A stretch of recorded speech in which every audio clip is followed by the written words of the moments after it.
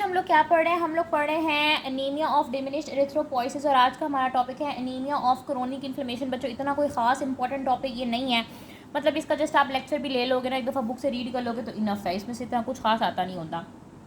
अब आपने याद रखना है कि ये एनीमिया जो है ना वो क्रोनिक डिजीज़ के अंदर पाया जाता है, यानी कि एक बंदे को बहुत टाइम से बहुत अरसे से कोई बीमारी चल रही है तो उसकी वजह से बॉडी के अंदर इन्फ्लेमेशन हो रही है और वो इन्फ्लेमेशन डायरेक्टली अफेक्ट कर रही है आरबीसीज बनने के प्रोसेस को। अब आपने बात याद रखनी है कि हॉस्पिटलाइज्ड पेशेंट के अंदर ये बहुत कॉमन फॉर्म है एनीमिया की, ठीक है। अगर कोई सिनेरियो आएगा तो वो आपको बताएगा कि बंदा हॉस्पिटल में है या बंदे को क्रोनिक डिजीज़ है, ठीक है। और इसके अंदर बेसिक क्या हो रहा है, बेसिकली क्या हो रहा है, बेसिकली इन्फ्लेमेशन की वजह से एरिथ्रोपोइसिस की सप्रेशन हो रही है, hence the name anaemia of diminished erythropoiesis, ठीक है। अब ये डिसऑर्डर कौन कौन सी कंडीशन में होते हैं बच्चों, याद करने की कोई बात नहीं है, सीधा रट्टा लगाना है, समझने की कोई बात नहीं है, सीधा रट्टा लगाना है। क्रोनिक माइक्रोबियल इन्फेक्शन जैसे कि ऑस्टियोमाइलिटिस, बैक्टीरियल एंडोकार्डाइटिस और लंग एब्सेस। इसके अलावा क्रोनिक इम्यून डिसऑर्डर जैसे कि रेमेटॉइड आर्थराइटिस, रीजनल एंट्राइटिस और नियोप्लाज्म जैसे कि कैंसर, हॉटस्किन लिम्फोमा है। ये इंशाल्लाह हम लोग बड़ी डिटेल में आगे डिस्कस करने वाले हैं। इसके अलावा carcinoma of the lung and breast. अब इसकी पैथोजेनेसिस क्या होती है बच्चों, जिस तरह आयरन डेफिशिएंसी एनीमिया के अंदर मेजर कल्प्रिट हेप्सिडिन था, यहाँ पे भी मेजर कल्प्रिट हेप्सिडिन ही है।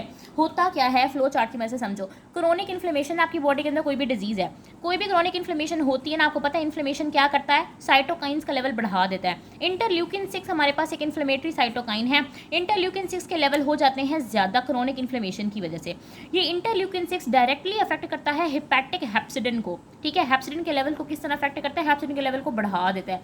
अब अगर आप फिर से वो वाली डायग्राम याद करो जिसमें ये हमारे पास एंट्रोसाइट था और यहाँ पे हमारे पास फीरोपोर्टिन लगा हुआ था, एक ट्रांसपोर्टर था बेसोलेटल मेम्ब्रेन का, और यहाँ एंट्रोसाइट से फीरोपोर्टिन के थ्रू प्लाज्मा के अंदर आयरन ने ट्रैवल करना था और इस फीरोपोर्टिन के लेवल को कौन रेगुलेट कर रहा था, हिपैटिक हेप्सिडिन।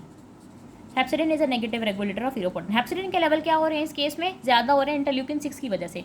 जब हेप्सिडिन के लेवल ज़्यादा हो रहे हैं तो वो फीरोपोर्टिन को क्या कर रहा है, कम कर रहा है। फीरोपोर्टिन काम नहीं कर रहा, फीरोपोर्टिन डिस्ट्रॉय हो गया, खत्म हो गया। जब फीरोपोर्टिन नहीं रहेगा यहाँ पे तो क्या यहाँ पे आयरन की ट्रांसपोर्ट हो पाएगी, नहीं बच्चों। जब आयरन की ट्रांसपोर्ट ही नहीं होगी तो आयरन ट्रांसफेरेंट के पास नहीं जाएगा, आयरन ट्रांसफेरेंट के पास नहीं जाएगा तो मुख्तलिफ सेल्स तक आयरन की जो सप्लाई है वही नहीं हो पाएगी, ठीक है। तो इसमें बेसिकली इंटरल्यूकिन 6 की वजह से हिपैटिक हेप्सिडिन ज़्यादा हो रहा है, हिपैटिक हेप्सिडिन ज़्यादा होने की वजह से फीरोपोर्टिन खत्म हो रहा है। फीरोपोर्टिन के ख़त्म होने की वजह से transport of iron from enterocyte to plasma through ferroportin नहीं हो रही, ट्रांसफेरेंट को आयरन मिल नहीं रहा, ट्रांसफेरेंट को आयरन मिल नहीं रहा, जिसकी वजह से जो आरबीसीज बनने का प्रोसेस है वही नहीं हो रहा, बॉडी के अंदर एनीमिया डेवलप हो रहा है। बिल्कुल सिंपल सी पैथोजेनेसिस है। क्लिनिकल फीचर आपको वही नजर आएंगे जो आयरन डेफिशिएंसी एनीमिया के अंदर, माइक्रोसिटिक हाइपोक्रोमिक एनीमिया।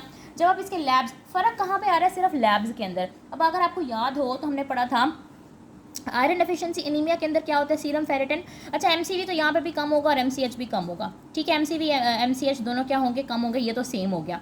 वहाँ पे हमारे पास क्या था, वहाँ पे बच्चों हमारे पास सीरम फेरेटिन कम था।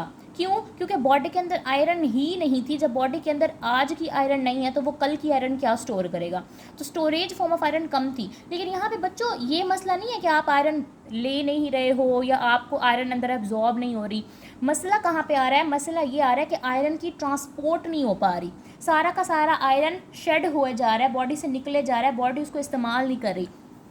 स्टोरेज फॉर्म ऑफ आयरन तो पूरी है, इसके अंदर सीरम फेरेटिन उल्टा बढ़ जाएगा कि आपके पास बॉडी के अंदर स्टोर तो है लेकिन आप उस स्टोर को इस्तेमाल करने के काबिल नहीं हो, ठीक है बच्चों। फॉर एग्जांपल आपके अलमारी के अंदर पैसे तो पड़े हुए हैं लेकिन आप खाना खाने के काबिल ही नहीं हो तो आप उसे खाना खरीद नहीं सकते, इसका मतलब ये नहीं है कि आपके पास पैसे नहीं हैं, ठीक है। तो यहाँ पे सीरम फेरेटिन लेवल क्या हो जाएंगे, इंक्रीज हो जाएंगे। Storage form of iron bone marrow भी बढ़ जाएगा, यानी कि बॉडी के अंदर स्टोर्स आयरन के बहुत सारे हैं लेकिन बॉडी इस काबिल नहीं है कि उनको इस्तेमाल कर सके, ठीक है। इसके अलावा यहाँ पे ट्रांसफेरेंट के लेवल्स कम हो जाते हैं डायरेक्टली। अभी मैंने आपको बताया कि इसमें प्रॉब्लम क्या आ रही थी, हेप्सिडिन ज़्यादा होने की वजह से फीरोपोर्टिन क्या था, ख़त्म था, ठीक है।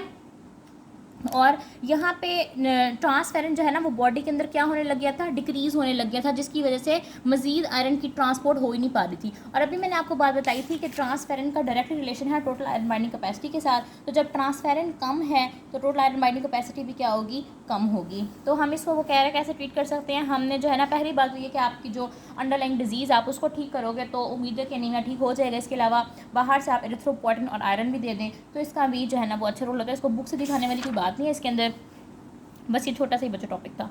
फिर हम नेक्स्ट इंशाल्लाह मैकेलोब्लास्टिक एनीमिया स्टार्ट करते हैं। This is very very important topic.